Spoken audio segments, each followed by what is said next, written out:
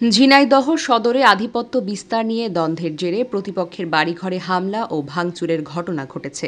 এ ঘটনায় আহত হয়েছে নারীসহ অন্তত ৫ জন। গেল রাতে সদর উপজেলার দিঘিরপাড় গ্রামে এই ঘটনা ঘটে। পুলিশ ও স্থানীয়রা জানায়, দীর্ঘদিন ধরে এই গ্রামের রেজওয়ান বিশ্বাসের সাথে স্থানীয় আলিম উদ্দিন বিশ্বাসের সমর্থকদের মধ্যে এলাকার আধিপত্য বিস্তার নিয়ে বিরোধ চলে আসছিল।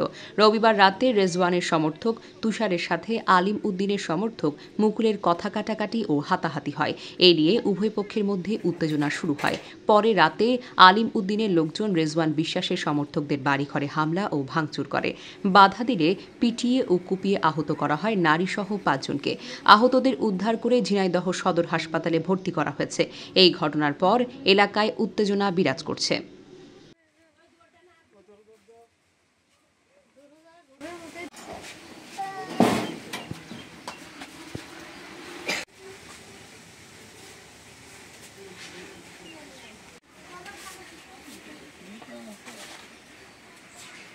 রান্নাঘর পরে দেখতেছে এক এক করে দেখে কিন্তু কেবল কাগজ দিলাম